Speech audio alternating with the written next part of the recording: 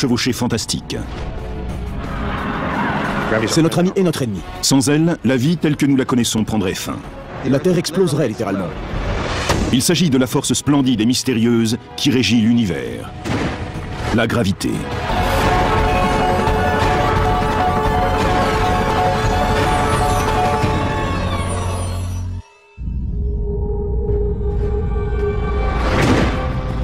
La gravité ou gravitation est omniprésente dans l'univers. Elle agit à tous les niveaux, du plus grand au plus modeste. Au quotidien et dans les situations extrêmes.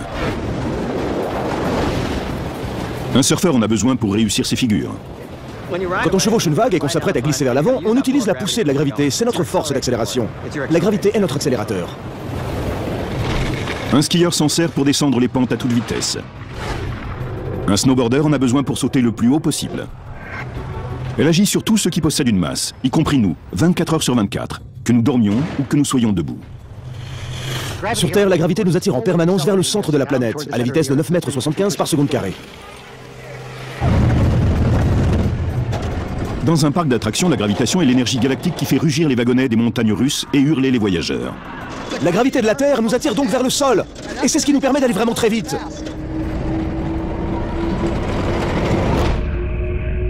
Tous les objets ayant une masse ou de l'énergie, les particules, les humains, les planètes, les étoiles et la galaxie, génèrent une force gravitationnelle. Omnipotente et omniprésente, elle attire, gouverne, déforme, produit, fait et défait toute la matière et la masse que l'on trouve dans l'univers. Elle est partout, elle agit sur tout, même à de très grandes distances. Rien ne peut lui échapper. C'est la gravité qui maintient ensemble notre système solaire. La gravité, c'est ce qui nous retient sur Terre, ce qui nous empêche de nous envoler. C'est la colle cosmique qui maintient ensemble toute la matière de l'univers. Imaginons que nous ayons 2 dés. On les dispose parfaitement immobiles au milieu de l'espace, à une distance d'1 centimètre l'un de l'autre. Au bout d'une heure ou deux, on peut observer que les 2 dés se sont rapprochés doucement et ils finissent par se toucher. C'est la gravitation qui a fabriqué notre monde. Le Soleil forme un nuage de gaz géant, contracté par la gravité. Sur Terre, de la même manière, grâce à l'attraction gravitationnelle, de petites particules se sont formées, puis ont grandi peu à peu pour former un objet plus important. Mais lorsque l'on parle de puissance gravitationnelle, la masse et la distance ont aussi leur importance. Elle dépend de la masse de chaque objet, de la quantité de matière à l'intérieur de chaque objet. Elle est proportionnelle au produit des 2 masses. En d'autres termes, plus un objet est gros, plus il attire d'autres objets. Mais ce n'est pas tout. Elle est inversement proportionnelle au carré de la distance qui les sépare. Autrement dit, si l'on double la distance entre 2 objets, la force d'attraction est réduite à 1/4 de ce qu'elle était. Le pouvoir d'attraction de la gravité lui permet de diriger le mouvement et les déplacements de n'importe quelle matière contenue dans l'univers, quelle que soit sa masse. Il y a les galaxies par exemple qui tournent les unes autour des autres, et les amas de galaxies en orbite autour d'une masse centrale commune.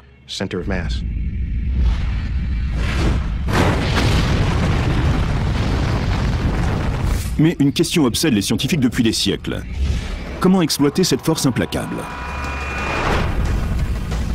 C'est le grand savant Galilée au XVIIe siècle qui décela le premier l'existence de la gravitation. Galilée s'aperçut que certains objets de poids différents tombaient à la même vitesse. Voici donc une bille d'acier très lourde et une balle de ping-pong très légère de la même taille.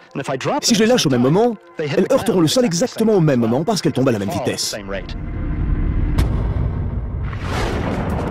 Pour illustrer la découverte la plus importante de Galilée sur la force gravitationnelle, c'est-à-dire le fait que tout objet, quelle que soit sa masse, tombe à la même vitesse, nous allons faire un tour sur les montagnes russes de Superman dans un parc du sud de la Californie, Six Flags Magic Mountain. Cela constitue un terrain parfait pour une démonstration de chute libre. Nous allons voir ce qui se passe lorsqu'un wagonnet entièrement occupé et une balle de tennis tombent de 126 mètres de haut. Bien, allons-y.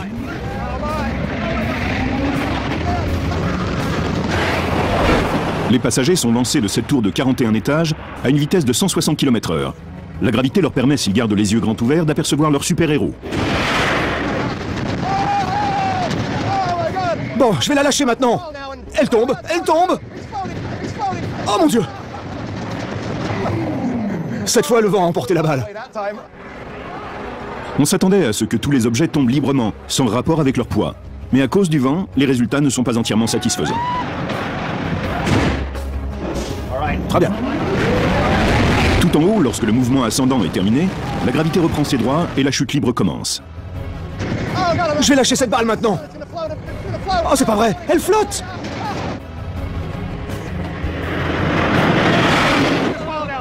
Et pendant quelques secondes délicieuses, ces amateurs d'attraction se retrouvent en état d'apesanteur, comme s'ils étaient délivrés de la gravité, dans un état que les scientifiques appellent aussi l'impesanteur, ou en anglais 0G. Bien, on y va.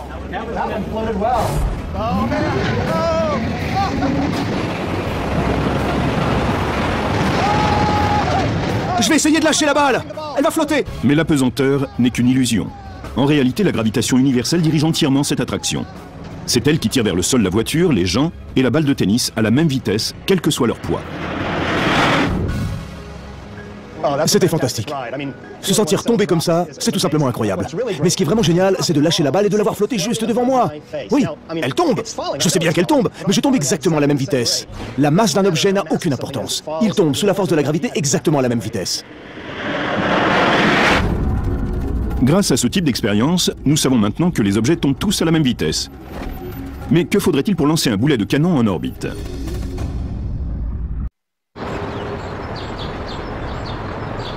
Quand le célèbre physicien britannique Isaac Newton vit tomber une pomme, qui selon certains heurta sa tête, le monde changea. La pomme tombe de l'arbre et il regarde en l'air. Il voit la Lune en orbite autour de la Terre. Il se dit alors qu'il n'y a pas que la pomme qui tombe vers la Terre. Il y a aussi la Lune. Est-ce que la Lune pourrait vraiment tomber ? En pensant à un canon et à la trajectoire d'un boulet, Newton s'est servi des mathématiques pour déchiffrer le mystère cosmique.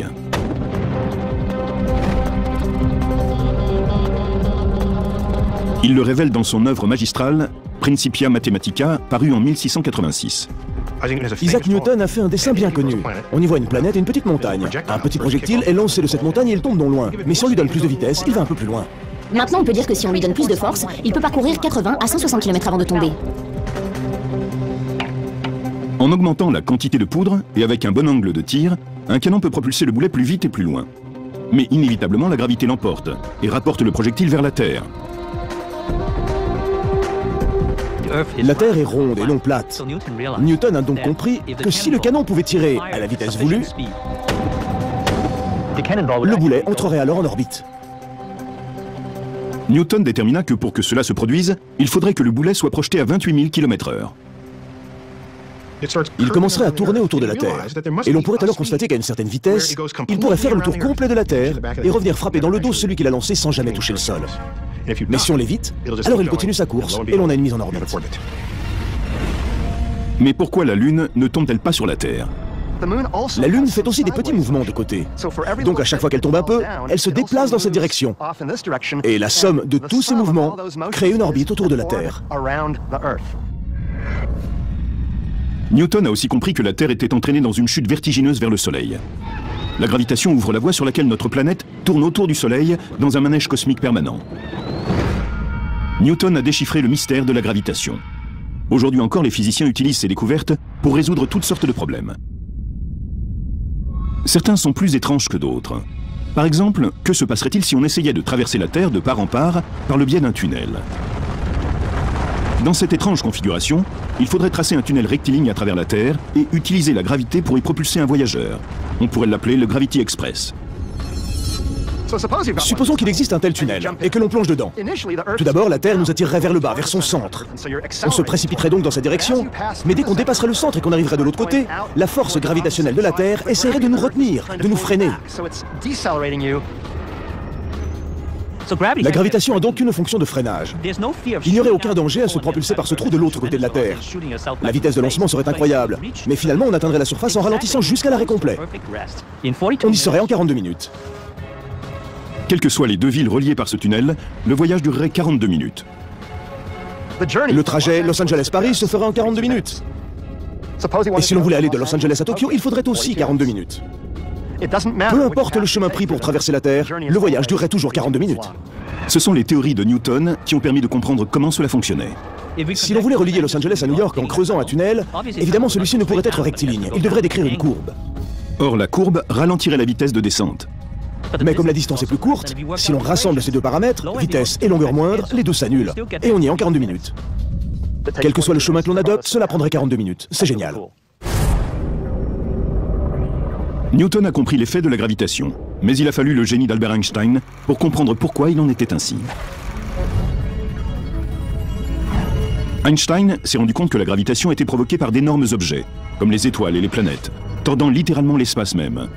Telle une immense feuille de plastique, l'espace se courbe quand des objets massifs s'y installent. Einstein a émis l'idée que le chemin parcouru par les planètes autour de leurs étoiles, leur orbite, était un effet direct de cette courbure de l'espace. Il a dit qu'une orbite était en fait une ligne droite.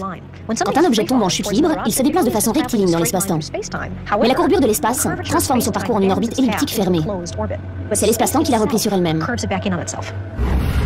Cette découverte révolutionnaire se produisit au début de l'année 1910, quand Einstein comprit que les orbites des étoiles et des planètes visibles étaient bien telles que la théorie de Newton le laissait supposer, à l'exception de Mercure. Son orbite est en effet vacillante. Einstein décrit la gravité comme une courbure dans l'espace et le temps. Et l'orbite de Mercure correspond parfaitement à cela. La planète se déplace autour du Soleil dans un espace courbe et non plat. Ainsi, l'orbite est-elle parfaite? Cette courbure de l'espace entre en jeu dans notre système solaire.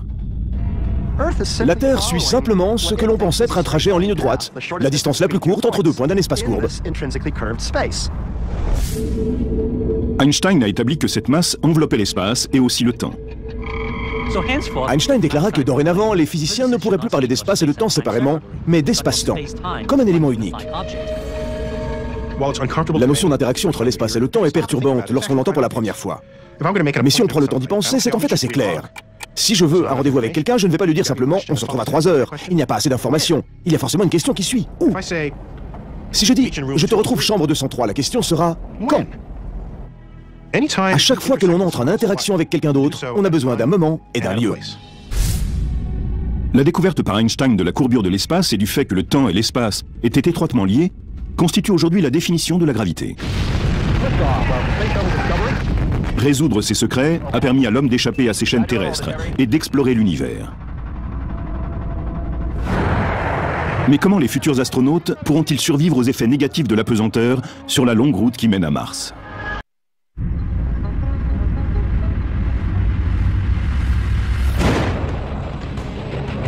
La gravitation est à la fois notre ami et notre ennemi. C'est la force redoutable qui propulse les skieurs au pied des montagnes et les surfeurs dans les airs. Un snowboarder avec un bon élan peut l'espace d'un instant avoir la sensation d'être délivré de la force gravitationnelle terrestre. On est en fait plus léger lorsqu'on saute. La période d'apesanteur est déterminée par la durée de la trajectoire. Elle est fonction de la vitesse. Si bien que le snowboarder qui prend un bon élan peut rester 1, 2, voire 3 secondes en apesanteur. Mais au bout du compte, la gravité l'emporte, et le snowboarder, comme le boulet de canon, finira à terre. Le snowboarder retombe en chute libre quand il quitte le tremplin et suit sa trajectoire. Exactement comme un boulet de canon qui traverse l'air. Sa trajectoire est déterminée uniquement par sa vitesse et la force de gravité. Ce qui se passe ensuite à l'atterrissage est une autre histoire. Mais que se passerait-il si un snowboarder essayait d'aller encore plus haut? Que se passerait-il s'il voulait vaincre la force de gravitation et se propulser hors de la planète? Vous voulez quitter la Terre? À jamais? Notre planète possède ce qu'on appelle une vitesse de libération. La vitesse magique au-delà de laquelle on quitte la Terre pour toujours, sans aucun retour possible. La vitesse de libération, vitesse minimum que n'importe quel objet doit atteindre pour quitter la Terre, est d'environ 11 km par seconde, c'est-à-dire 40 000 km à l'heure. En théorie, un snowboarder avec suffisamment d'élan et orienté dans la bonne direction peut s'envoler telle une fusée. Vouloir échapper à la gravitation terrestre n'est peut-être pas très réaliste pour un snowboarder, mais il a été prouvé que l'on pouvait lancer ainsi des gens comme des projectiles en orbite. On peut donc quitter le système. Il faut juste assez d'énergie pour y arriver. On a développé suffisamment de techniques pour aller jusqu'à la Lune, et on espère continuer et aller sur Mars, et au-delà. Pour aller sur Mars et au-delà, il faudra contrôler les énergies de la force gravitationnelle, comme on le fait à chaque fois que l'on cherche à atteindre le grand frisson dans les sports extrêmes. La gravitation nous offre 2 types d'énergie. Une énergie potentielle et une énergie cinétique. La première n'est que de l'énergie stockée. Mais la seconde est le résultat de tout ce que contient l'énergie potentielle. Ce phénomène fonctionne comme les montagnes russes. Lorsqu'on se hisse au sommet d'une colline, l'énergie potentielle est accrue. On a plus d'énergie au sommet, au pied des montagnes russes. Ce n'est pas simplement une notion étrange et abstraite, on possède réellement plus d'énergie au sommet. Et celle-ci se transforme en vitesse, en énergie cinétique, lorsqu'on descend la pente dans les wagonnets. Très bientôt, j'aurai transformé mon énergie potentielle en cinétique! Quand un surfeur atteint ce point sur une vague, il utilise les deux types d'énergie. La NASA utilise également ce principe d'échange d'énergie pour accroître la vitesse de ses vaisseaux. Quand un vaisseau spatial approche l'orbite d'une planète, lui aussi rassemble son énergie cinétique au détriment de l'énergie potentielle. Puis, pendant qu'il fait le tour de la planète, le vaisseau, dans son trajet cosmique, est comme sous l'effet d'un lance-pierre qui le pousse vers l'avant en lui imprimant davantage d'énergie cinétique. Lorsque le vaisseau voyageur a visité Jupiter en 1979-1980, il a dépassé la planète qu'il a attirée en lui donnant un mouvement supplémentaire, comme par un effet de lance-pierre, ce qui n'a pas seulement changé sa direction. Il a en effet été dirigé vers Saturne, mais cela a aussi augmenté sa vitesse. En sachant utiliser la force gravitationnelle, l'homme pourra voyager plus loin et traverser plus rapidement l'univers. Les formules physiques et la technologie ne constituent qu'une des phases préparatoires nécessaires aux voyages intersidéraux. Entraîner les hommes aux rigueurs de l'espace en est une autre. Loin de l'attraction gravitationnelle de la Terre, dans un vaisseau spatial parti pour un long voyage vers Mars par exemple, les futurs astronautes devront apprendre à étudier, à vivre, à travailler et à jouer dans un environnement dépourvu de toute gravité terrestre. Un endroit où ils sentiront effectivement l'apesanteur et où tous les objets se déplaceront librement et de la même façon. L'une des manières agréables d'expérimenter le frisson de l'astronaute et le bouleversement que représente un voyage spatial, c'est de simuler un vol en apesanteur. Je suis vraiment impatient, ça va être une expérience incroyable! En embarquant dans ce Boeing 727 spécialement modifié pour tester l'apesanteur, l'astrophysicien Alex Filipenko s'apprête à vivre l'expérience de sa vie. C'est comme une balle que l'on lance en l'air. Elle est plus légère puisqu'elle est en chute libre. Donc je flotterai et il n'y aura pas de sol pour me retenir. Le vol en apesanteur, ou vol 0G comme Zero Gravity, se déroule à une altitude comprise entre 7000 et 10 000 pieds, quasiment comme pour un vol commercial. Il suit une route à travers la stratosphère qui ressemble à celle des montagnes russes. Comme l'attraction de Magic Mountain, l'avion Super 0G développe son énergie potentielle en s'élevant selon un angle de 45 degrés. Les passagers sentent alors leur poids augmenter.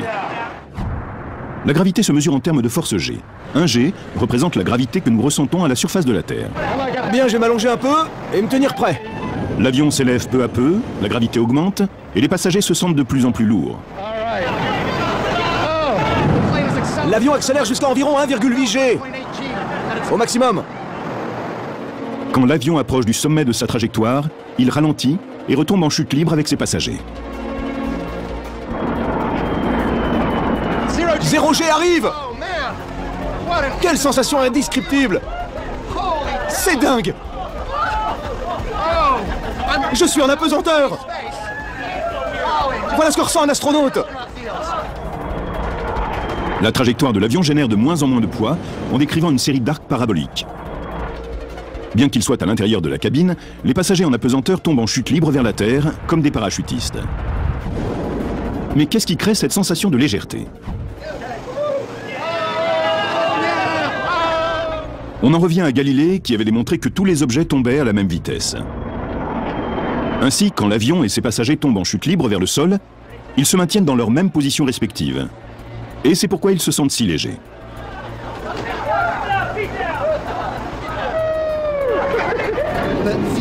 La sensation dure réellement 25 secondes, car pendant ce temps, on est en chute libre. On a l'impression de voler dans les airs comme Superman. Je n'arrive pas à y croire. Lorsque les moteurs de l'avion repartent et mettent un terme à la chute libre, les passagers retrouvent leur sensation de poids. Comme aurait dit Einstein, l'apesanteur n'est qu'une illusion. C'est génial! Incroyablement génial! L'apesanteur bénéficie de ce qu'Einstein a énoncé en 1916 dans sa théorie générale de la relativité. Cette accélération est semblable à la gravitation.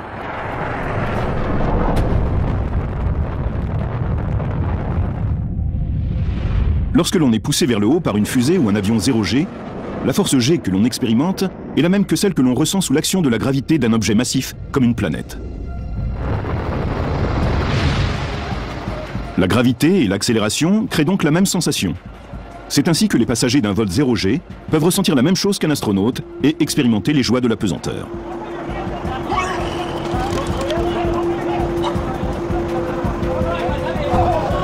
La balle et moi, nous sommes en chute libre dans une direction naturelle à travers l'espace-temps. C'est ce que démontre la théorie d'Einstein.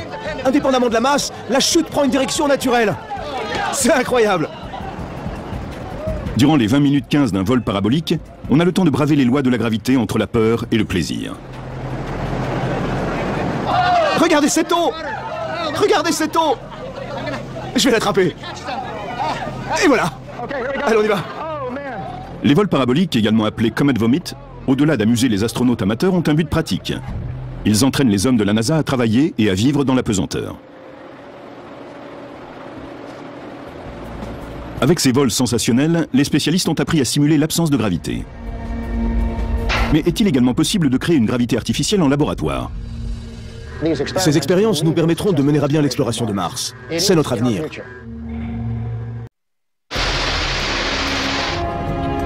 En cette aube du XXIe siècle, nous avons déjà franchi les frontières de la gravité et échappé à l'attraction terrestre.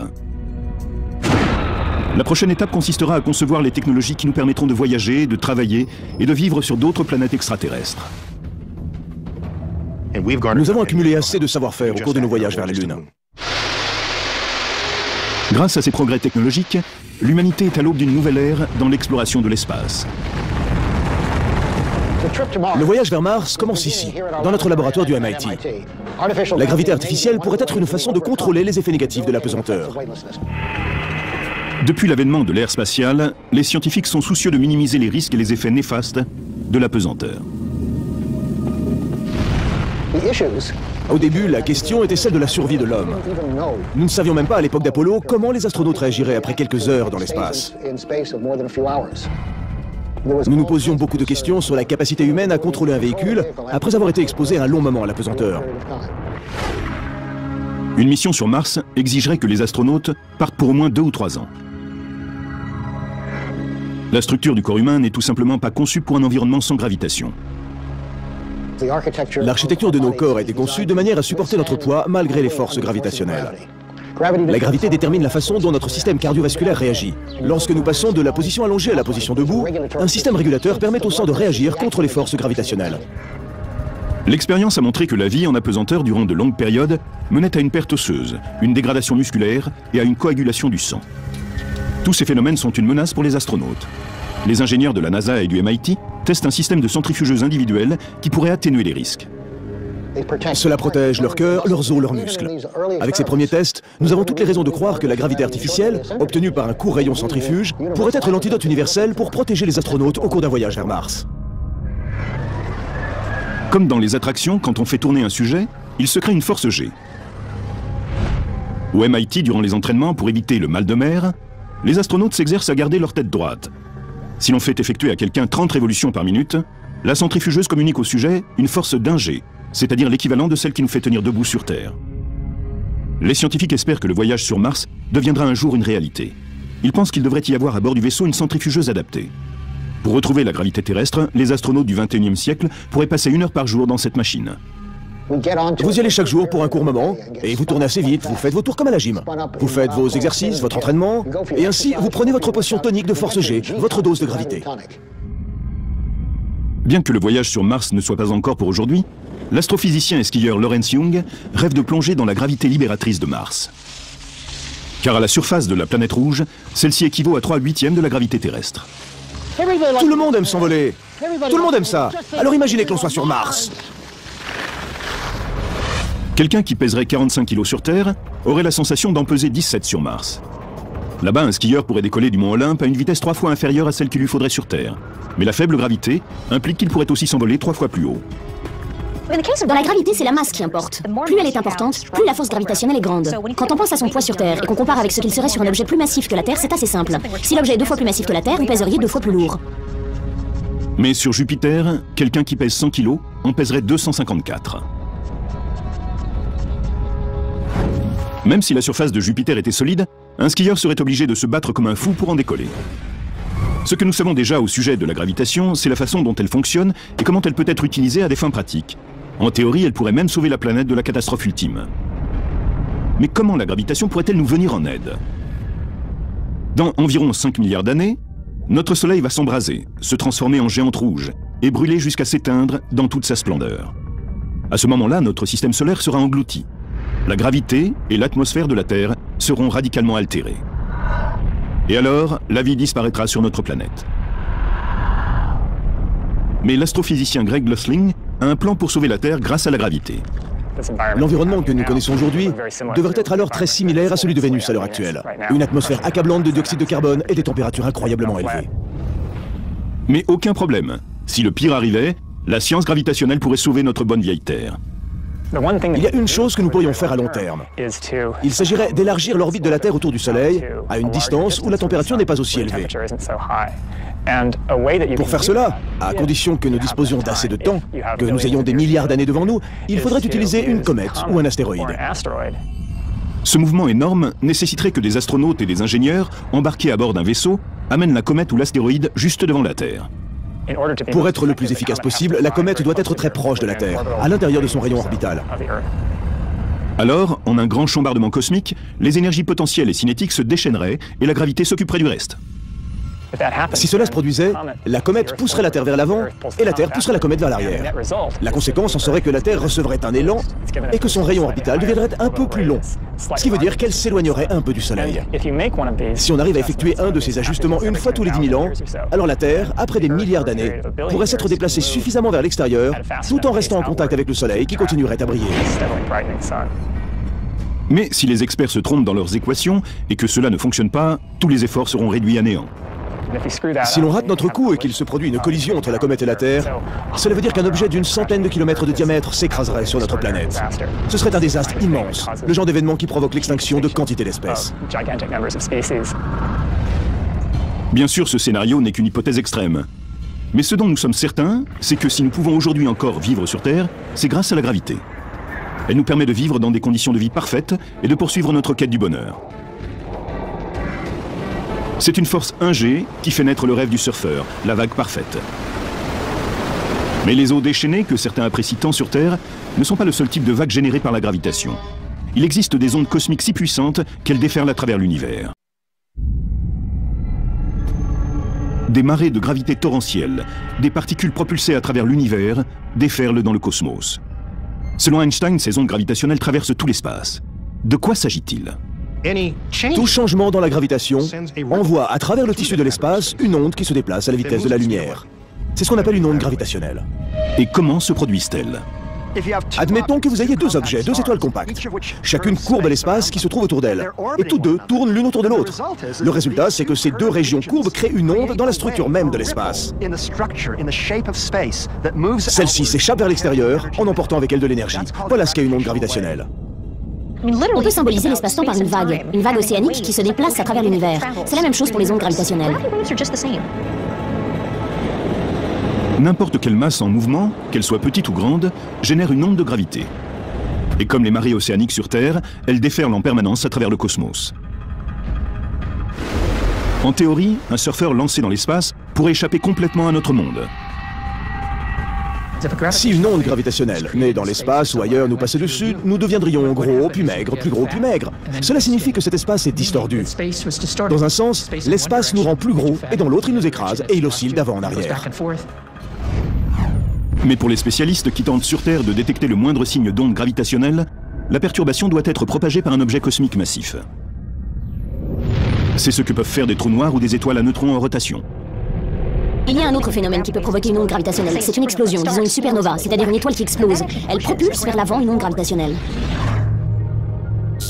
Le dispositif qui permet de détecter la lumière, qui signale une onde gravitationnelle, s'appelle LIGO, pour Laser Interferometer Gravitational Wave Observatory. Il s'agit donc d'un observatoire d'ondes gravitationnelles par interféromètre laser.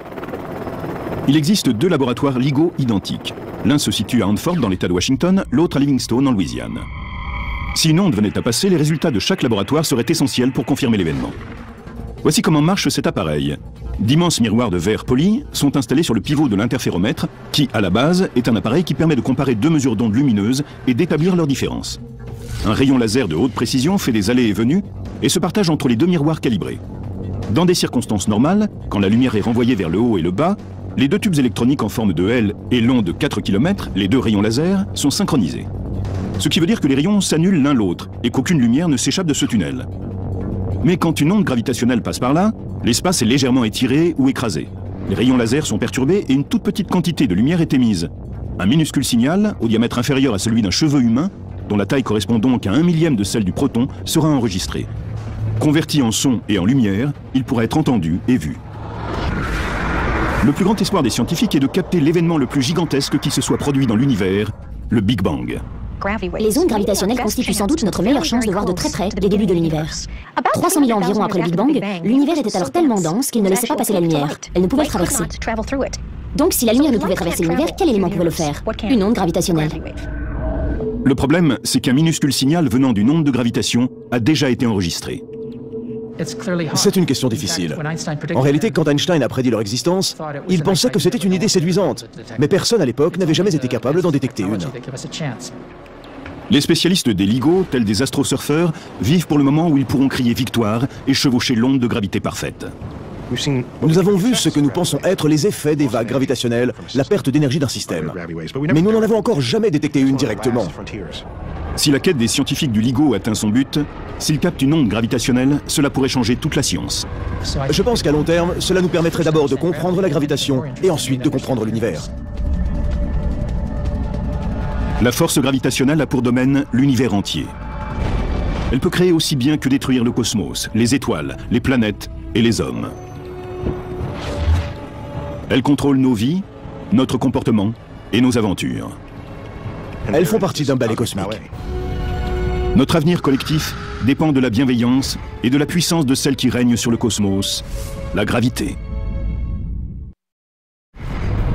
Elle est à la fois puissante et docile. Les hommes cherchent en permanence à contrôler sa puissance et à échapper à ses lois. C'est dingue! Voilà ce que ressent un astronaute! Elle crée et détruit les étoiles, les planètes, les galaxies et guide leur chevauchée fantastique. C'est notre ami et notre ennemi. Sans elle, la vie telle que nous la connaissons prendrait fin. La Terre exploserait littéralement. Il s'agit de la force splendide et mystérieuse qui régit l'univers. La gravité.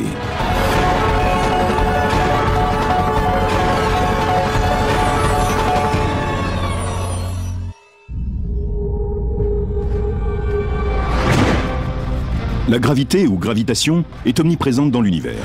Elle agit à tous les niveaux, du plus grand au plus modeste. Au quotidien et dans les situations extrêmes.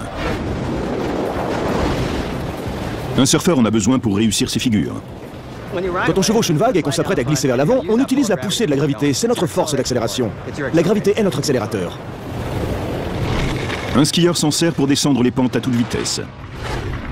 Un snowboarder en a besoin pour sauter le plus haut possible. Elle agit sur tout ce qui possède une masse, y compris nous, 24 heures sur 24, que nous dormions ou que nous soyons debout. Sur Terre, la gravité nous attire en permanence vers le centre de la planète, à la vitesse de 9,75 mètres par seconde carrée. Dans un parc d'attractions, la gravitation est l'énergie galactique qui fait rugir les wagonnets des montagnes russes et hurler les voyageurs. La gravité de la Terre nous attire donc vers le sol, et c'est ce qui nous permet d'aller vraiment très vite.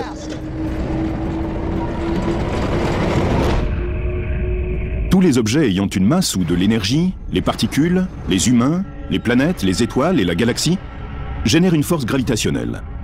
Omnipotente et omniprésente, elle attire, gouverne, déforme, produit, fait et défait toute la matière et la masse que l'on trouve dans l'univers. Elle est partout, elle agit sur tout, même à de très grandes distances. Rien ne peut lui échapper. C'est la gravité qui maintient ensemble notre système solaire. La gravité, c'est ce qui nous retient sur Terre, ce qui nous empêche de nous envoler. C'est la colle cosmique qui maintient ensemble toute la matière de l'univers. Imaginons que nous ayons 2 dés. On les dispose parfaitement immobiles au milieu de l'espace, à une distance d'1 centimètre l'un de l'autre. Au bout d'1 heure ou 2, on peut observer que les 2 dés se sont rapprochés doucement et ils finissent par se toucher. C'est la gravitation qui a fabriqué notre monde. Le Soleil forme un nuage de gaz géant, contracté par la gravité. Sur Terre, de la même manière, grâce à l'attraction gravitationnelle, de petites particules se sont formées, puis ont grandi peu à peu pour former un objet plus important. Mais lorsque l'on parle de puissance gravitationnelle, la masse et la distance ont aussi leur importance. Elle dépend de la masse de chaque objet, de la quantité de matière à l'intérieur de chaque objet. Elle est proportionnelle au produit des 2 masses.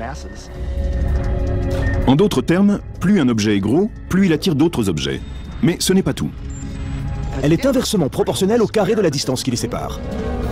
Autrement dit, si l'on double la distance entre deux objets, la force d'attraction est réduite à un quart de ce qu'elle était. Le pouvoir d'attraction de la gravité lui permet de diriger le mouvement et les déplacements de n'importe quelle matière contenue dans l'univers, quelle que soit sa masse. Il y a les galaxies par exemple qui tournent les unes autour des autres, et les amas de galaxies en orbite autour d'une masse centrale commune.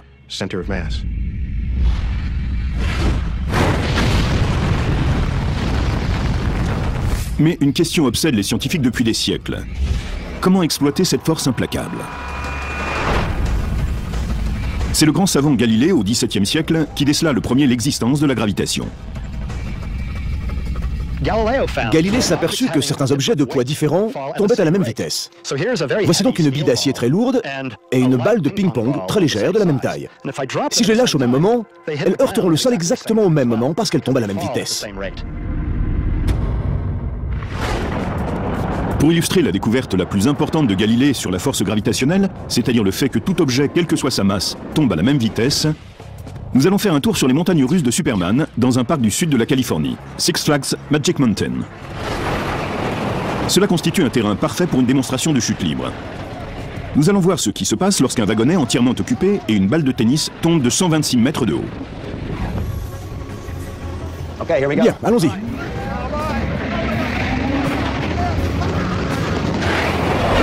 Les passagers sont lancés de cette tour de 41 étages à une vitesse de 160 km/h. La gravité leur permet, s'ils gardent les yeux grands ouverts, d'apercevoir leur super-héros. Bon, je vais la lâcher maintenant. Elle tombe, elle tombe.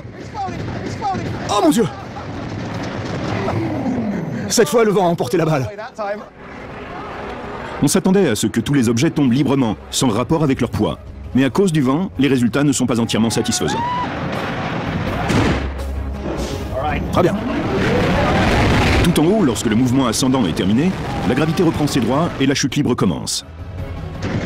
Je vais lâcher cette balle maintenant. Oh, c'est pas vrai, elle flotte!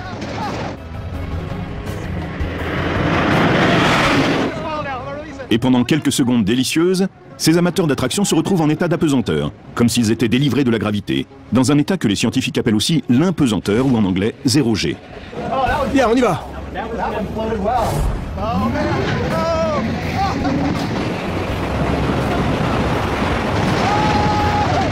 Je vais essayer de lâcher la balle. Elle va flotter. Mais l'apesanteur n'est qu'une illusion. En réalité, la gravitation universelle dirige entièrement cette attraction. C'est elle qui tire vers le sol la voiture, les gens et la balle de tennis à la même vitesse, quel que soit leur poids. C'était fantastique. Se sentir tomber comme ça, c'est tout simplement incroyable. Mais ce qui est vraiment génial, c'est de lâcher la balle et de la voir flotter juste devant moi. Oui, elle tombe. Je sais bien qu'elle tombe, mais je tombe exactement à la même vitesse. La masse d'un objet n'a aucune importance. Il tombe sous la force de la gravité exactement à la même vitesse. Grâce à ce type d'expérience, nous savons maintenant que les objets tombent tous à la même vitesse. Mais que faudrait-il pour lancer un boulet de canon en orbite ?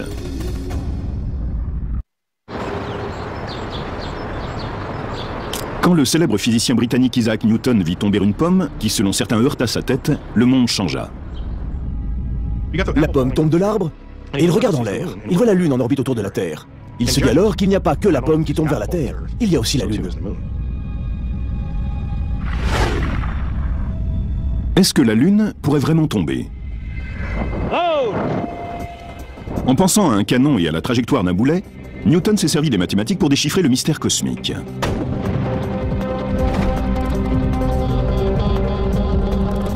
Il le révèle dans son œuvre magistrale, Principia Mathematica, parue en 1686.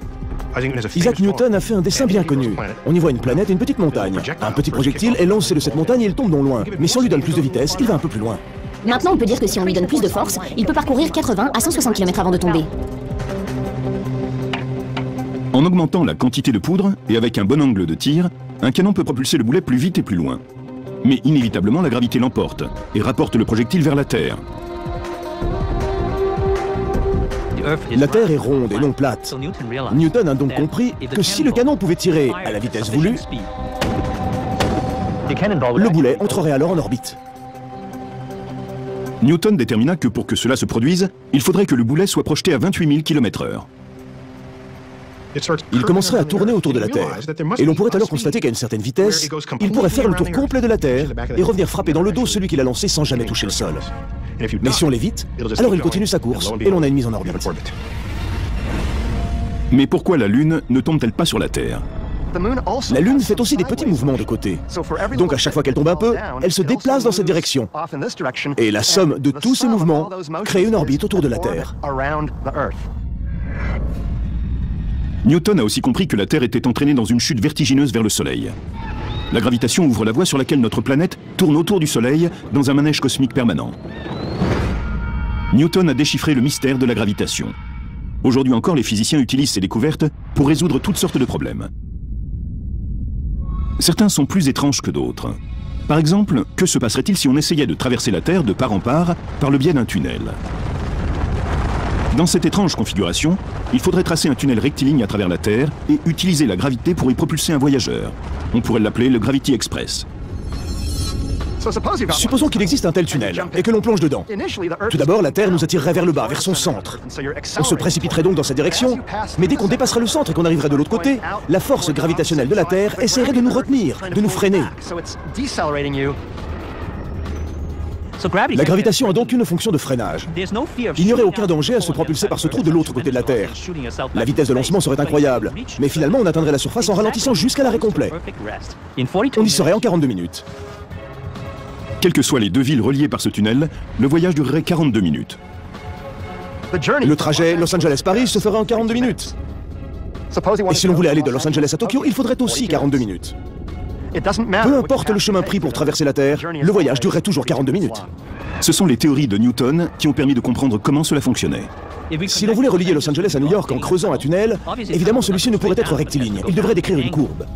Or, la courbe ralentirait la vitesse de descente.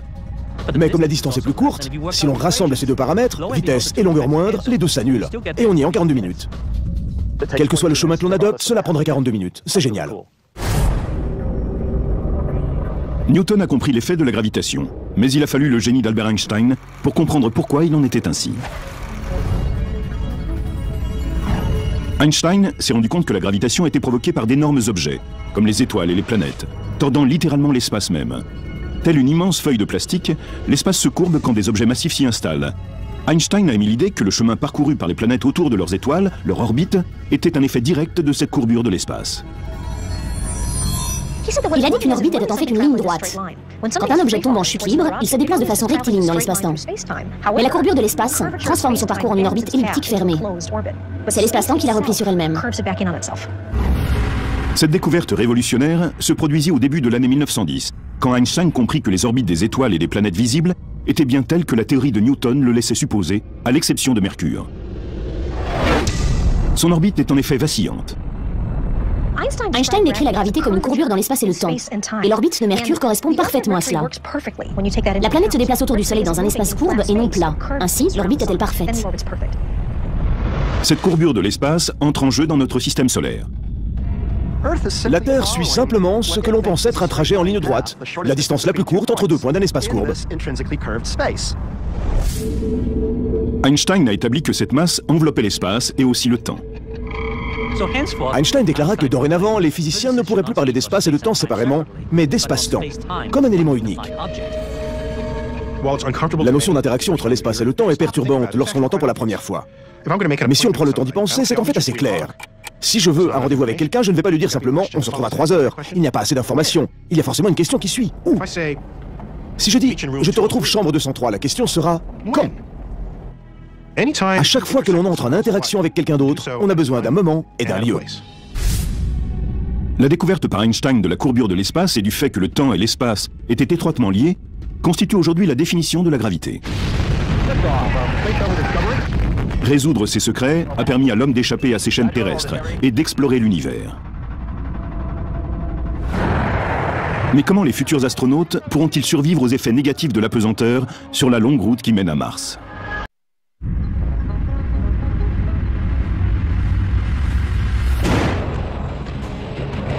La gravitation est à la fois notre ami et notre ennemi. C'est la force redoutable qui propulse les skieurs au pied des montagnes et les surfeurs dans les airs. Un snowboarder avec un bon élan peut l'espace d'un instant avoir la sensation d'être délivré de la force gravitationnelle terrestre. On est en fait plus léger lorsqu'on saute. La période d'apesanteur est déterminée par la durée de la trajectoire. Elle est fonction de la vitesse. Si bien que le snowboarder qui prend un bon élan peut rester 1, 2, voire 3 secondes en apesanteur. Mais au bout du compte, la gravité l'emporte, et le snowboarder, comme le boulet de canon, finira à terre. Le snowboarder retombe en chute libre quand il quitte le tremplin et suit sa trajectoire. Exactement comme un boulet de canon qui traverse l'air. Sa trajectoire est déterminée uniquement par sa vitesse et la force de gravité. Ce qui se passe ensuite à l'atterrissage est une autre histoire. Mais que se passerait-il si un snowboarder essayait d'aller encore plus haut? Que se passerait-il s'il voulait vaincre la force de gravitation et se propulser hors de la planète? Vous voulez quitter la Terre? À jamais? Notre planète possède ce qu'on appelle une vitesse de libération. La vitesse magique au-delà de laquelle on quitte la Terre pour toujours, sans aucun retour possible. La vitesse de libération, vitesse minimum que n'importe quel objet doit atteindre pour quitter la Terre, est d'environ 11 km par seconde, c'est-à-dire 40 000 km à l'heure. En théorie, un snowboarder avec suffisamment d'élan et orienté dans la bonne direction peut s'envoler telle une fusée. Vouloir échapper à la gravitation terrestre n'est peut-être pas très réaliste pour un snowboarder, mais il a été prouvé que l'on pouvait lancer ainsi des gens comme des projectiles en orbite. On peut donc quitter le système. Il faut juste assez d'énergie pour y arriver. On a développé suffisamment de techniques pour aller jusqu'à la Lune, et on espère continuer et aller sur Mars, et au-delà. Pour aller sur Mars et au-delà, il faudra contrôler les énergies de la force gravitationnelle, comme on le fait à chaque fois que l'on cherche à atteindre le grand frisson dans les sports extrêmes. La gravitation nous offre deux types d'énergie. Une énergie potentielle et une énergie cinétique. La première n'est que de l'énergie stockée. Mais la seconde est le résultat de tout ce que contient l'énergie potentielle. Ce phénomène fonctionne comme les montagnes russes. Lorsqu'on se hisse au sommet d'une colline, l'énergie potentielle est accrue. On a plus d'énergie au sommet qu'au pied des montagnes russes. Ce n'est pas simplement une notion étrange et abstraite, on possède réellement plus d'énergie au sommet. Et celle-ci se transforme en vitesse, en énergie cinétique, lorsqu'on descend la pente dans les wagonnets. Très bientôt, j'aurai transformé mon énergie potentielle en cinétique! Quand un surfeur atteint ce point sur une vague, il utilise les deux types d'énergie. La NASA utilise également ce principe d'échange d'énergie pour accroître la vitesse de ses vaisseaux. Quand un vaisseau spatial approche l'orbite d'une planète, lui aussi rassemble son énergie cinétique au détriment de l'énergie potentielle. Puis, pendant qu'il fait le tour de la planète, le vaisseau dans son trajet cosmique est comme sous l'effet d'un lance-pierre qui le pousse vers l'avant en lui imprimant davantage d'énergie cinétique. Lorsque le vaisseau voyageur a visité Jupiter en 1979-1980, il a dépassé la planète qu'il a attirée en lui donnant un mouvement supplémentaire, comme par un effet de lance-pierre, ce qui n'a pas seulement changé sa direction, il a en effet été dirigé vers Saturne, mais cela a aussi augmenté sa vitesse. En sachant utiliser la force gravitationnelle, l'homme pourra voyager plus loin et traverser plus rapidement l'univers. Les formules physiques et la technologie ne constituent qu'une des phases préparatoires nécessaires aux voyages intersidéraux. Entraîner les hommes aux rigueurs de l'espace en est une autre. Loin de l'attraction gravitationnelle de la Terre, dans un vaisseau spatial parti pour un long voyage vers Mars par exemple, les futurs astronautes devront apprendre à étudier, à vivre, à travailler et à jouer dans un environnement dépourvu de toute gravité terrestre. Un endroit où ils sentiront effectivement l'apesanteur et où tous les objets se déplaceront librement et de la même façon. L'une des manières agréables d'expérimenter le frisson de l'astronaute et le bouleversement que représente un voyage spatial, c'est de simuler un vol en apesanteur. Je suis vraiment impatient, ça va être une expérience incroyable! En embarquant dans ce Boeing 727 spécialement modifié pour tester l'apesanteur, l'astrophysicien Alex Filipenko s'apprête à vivre l'expérience de sa vie. C'est comme une balle que l'on lance en l'air. Elle est plus légère puisqu'elle est en chute libre. Donc je flotterai et il n'y aura pas de sol pour me retenir. Le vol en apesanteur, ou vol 0G comme Zero Gravity, se déroule à une altitude comprise entre 7000 et 10 000 pieds, quasiment comme pour un vol commercial. Il suit une route à travers la stratosphère qui ressemble à celle des montagnes russes. Comme l'attraction de Magic Mountain, l'avion Super 0G développe son énergie potentielle en s'élevant selon un angle de 45 degrés. Les passagers sentent alors leur poids augmenter. La gravité se mesure en termes de force G. 1 G représente la gravité que nous ressentons à la surface de la Terre. Bien, je vais m'allonger un peu et me tenir prêt. L'avion s'élève peu à peu, la gravité augmente et les passagers se sentent de plus en plus lourds. L'avion accélère jusqu'à environ 1,8 G. Au maximum. Quand l'avion approche du sommet de sa trajectoire, il ralentit et retombe en chute libre avec ses passagers. 0 G arrive. Quelle sensation indescriptible. C'est dingue. Je suis en apesanteur. Voilà ce que ressent un astronaute. La trajectoire de l'avion génère de moins en moins de poids en décrivant une série d'arcs paraboliques. Bien qu'ils soient à l'intérieur de la cabine, les passagers en apesanteur tombent en chute libre vers la Terre, comme des parachutistes. Mais qu'est-ce qui crée cette sensation de légèreté? On en revient à Galilée, qui avait démontré que tous les objets tombaient à la même vitesse. Ainsi, quand l'avion et ses passagers tombent en chute libre vers le sol, ils se maintiennent dans leur même position respective. Et c'est pourquoi ils se sentent si légers.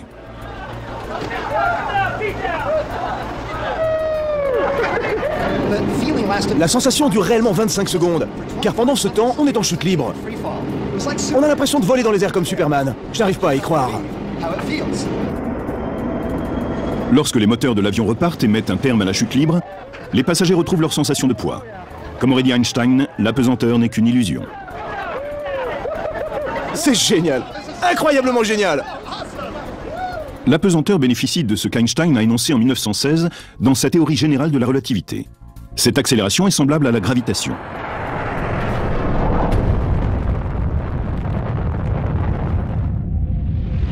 Lorsque l'on est poussé vers le haut par une fusée ou un avion 0G, la force G que l'on expérimente est la même que celle que l'on ressent sous l'action de la gravité d'un objet massif comme une planète. La gravité et l'accélération créent donc la même sensation. C'est ainsi que les passagers d'un vol 0G peuvent ressentir la même chose qu'un astronaute et expérimenter les joies de l'apesanteur.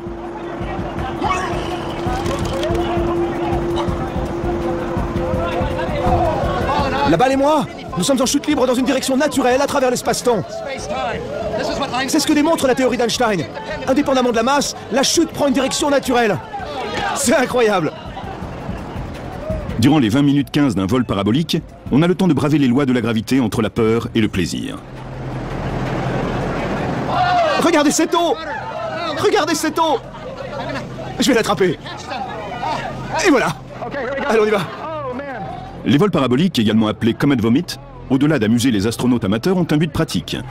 Ils entraînent les hommes de la NASA à travailler et à vivre dans l'apesanteur.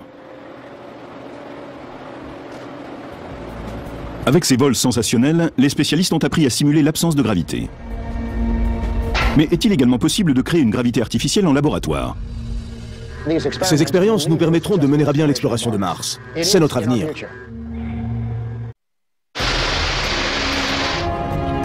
En cette aube du XXIe siècle, nous avons déjà franchi les frontières de la gravité et échappé à l'attraction terrestre. La prochaine étape consistera à concevoir les technologies qui nous permettront de voyager, de travailler et de vivre sur d'autres planètes extraterrestres. Nous avons accumulé assez de savoir-faire au cours de nos voyages vers la Lune. Grâce à ces progrès technologiques, l'humanité est à l'aube d'une nouvelle ère dans l'exploration de l'espace. Le voyage vers Mars commence ici, dans notre laboratoire du MIT. La gravité artificielle pourrait être une façon de contrôler les effets négatifs de l'apesanteur. Depuis l'avènement de l'ère spatiale, les scientifiques sont soucieux de minimiser les risques et les effets néfastes de l'apesanteur. Au début, la question était celle de la survie de l'homme. Nous ne savions